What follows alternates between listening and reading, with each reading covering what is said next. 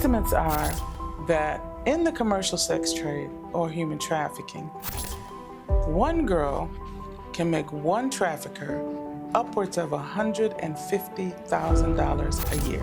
That's right, folks. 6 figures, $150,000 a year. But when the trafficker is caught, convicted, and sentenced to prison, what happens to that money? Because he still got the money. Many times when they're arrested, they have lots of money.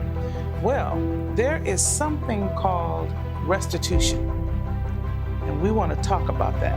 What happens to that money, and what in the world is restitution, and are we applying it properly? Hi, I'm Dr. Debbie Lassiter, the Executive Director and co-founder of the Convergence Resource Center, and I'm here with my colleague.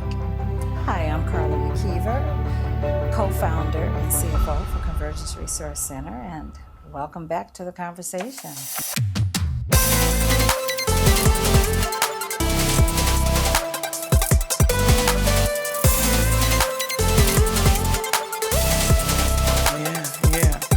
So, Carla, you want to tell us what restitution is? Restitution is the act of making up for a loss or damage. It generally means returning something to its rightful owner or paying financial compensation to restore a victim to the financial position they were in before the harm occurred. So, yeah, that's paying back what you took. Exactly. And federal law is very clear that trafficking survivors are entitled to mandatory restitution in cases ending in a conviction. Unfortunately, what we're seeing is that the practice is to kind of ignore it, and no restitution is given. Even though the courts are ordered to make sure that restitution happens, it only happens in about a quarter of the federal cases, federal trafficking cases that end in conviction. Even then, it's rarely collected. So we don't, we might award it to them, but then we don't make sure they get it. Now, in a recent case, restitution was reinforced, right? Because we already know that these people, these survivors, left without the compensation they were legally owed. And in some of these cases, these are big cases. So we just talk about a couple of those cases where restitution was awarded. Question being, did they get the money? In some instances they did, but in a lot of instances they don't get the money. So the question still becomes, where's the money? What happened to the money? You want to talk about that motel verdict? It says a $40 million motel verdict. $40 million. $40 million. And this was awarded to one person. Wow. In 2025, in July of 2025. Just last year.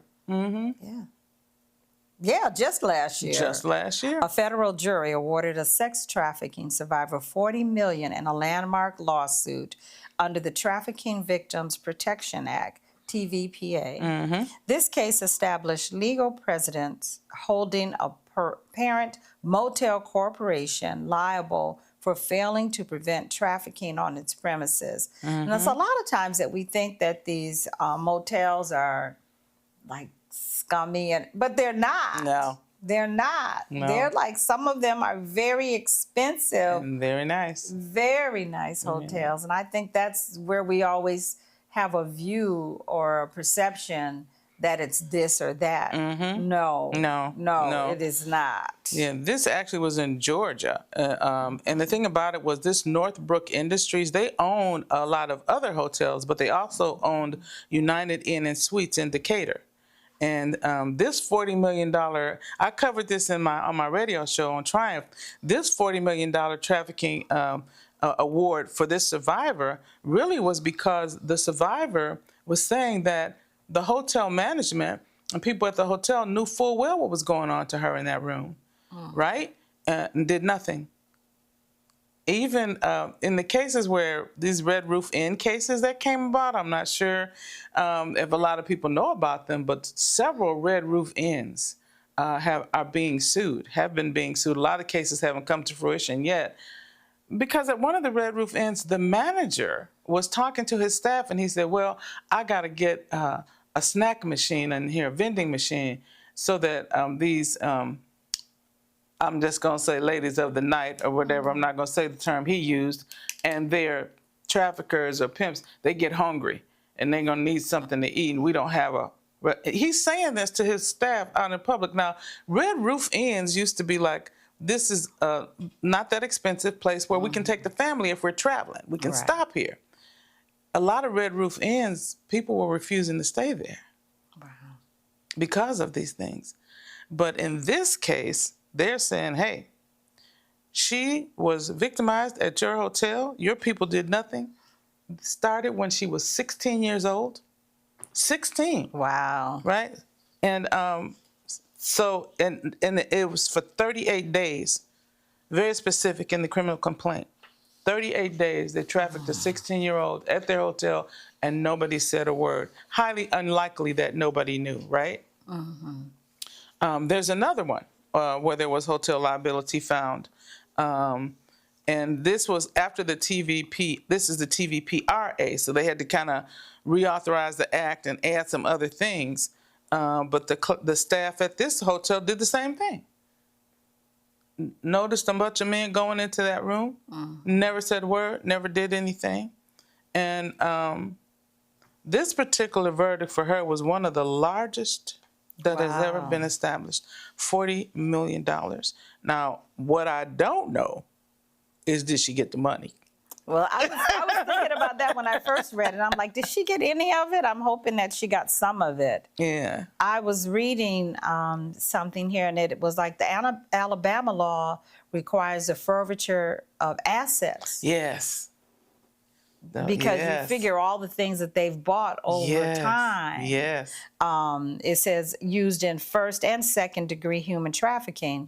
The assets are required first to be used to pay restitution to trafficking victims, and then to pay damages awarded to survivors in civil action, next to the cost of the investigation and prosecution of trafficking crimes, with the remainder going towards the Alabama Crime Victims Compensation Fund. Oh, well, that's good. Yeah. So for people who may not clearly understand what this is that, so if you're in an illegal business, let's say you're in the business of trafficking, right? And let's say, you're making quite a bit of money. You buy your mama a house. You buy your brother a car. You buy yourself a house. You got a swimming pool and everything in the backyard. I got 3 or 4 cars, nice clothes, which they usually don't take the clothes. But restitution says when you are convicted, all of that stuff becomes part of restitution. Mama got to move. Brother got to get a car back. All of that, because usually they're paying cash for things. Right? And so all those things, and you hear, some of the TV shows, you'll kind of hear them say, well, the cops are driving this car because it was taken back when the person was arrested, right? I don't know how true that part is, but I do know that in restitution, everything that they own is up for grabs. Everything that they've bought with that money and paid for with that money that was obtained illegally is up for grabs in restitution. And there was a really big case with Backpage where quite a bit of money, 215 million was out there for restitution for survivors. Okay. My understanding is, though, in the whole country, only 11,000 people applied for that restitution because they thought it was a scam, they didn't believe it or whatever. But 215 million, you're not going to get it all, right? It's not going to be 215 million divided by 11,000. That's not going to happen, because other things have to be paid in that. Right. But yeah, so that's really something. And I know a lot of times, even though you're trying to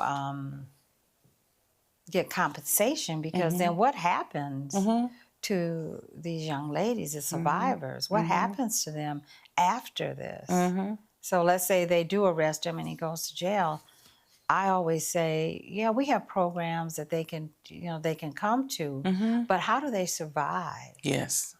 So there has to be some type of restitution. There has to be some type of compensation for them. Yeah, and restitution can also be used to pay for like those medical expenses because a lot of them leave with their bodies really damaged. And we've had instances where survivors have talked to us about they got hurt while they were working, right?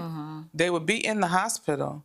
The trafficker would be outside the hospital saying, they've patched you up good enough, get up, come out of there, and come on so that we can get back to business. And they would, because they were so damaged psychologically, pull out their IVs, take their bandages off, get their clothes on, and get up and walk out of that hospital and be back working that same night. You know, those kind of things mess your body up. Those are lasting damages. And not to even begin to talk about the psychological damage and how much therapy they may need and how much medicine they may need. Most people without the trafficking experience can't afford medical stuff these days. But that's one of the things that the restitution can be used for.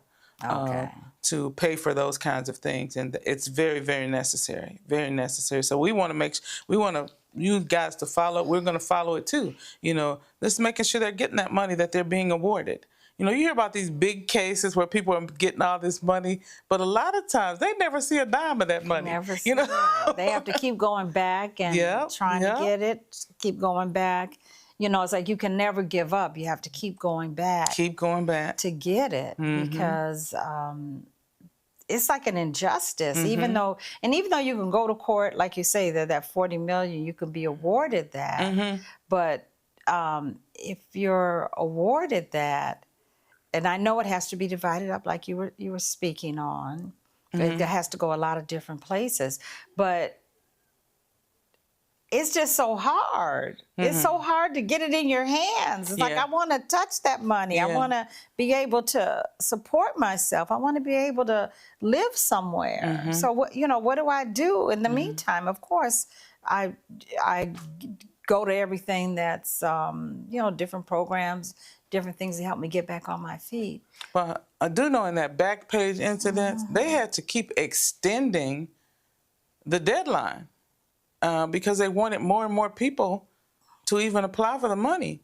But we are so skeptical nowadays, just because of the way things happen, that a lot of people didn't believe it was real.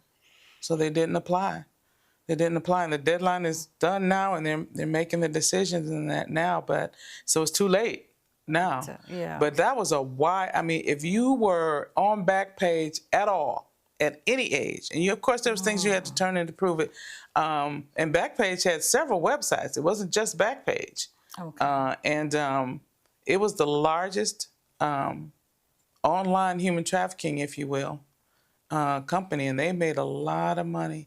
And what was disturbing, one of the things that was disturbing to me, and we're not going to talk too much about Backpage because that would be a whole show, is that the vice president or the president in charge of operations of making sure how this was happening was a woman, which shocked everybody.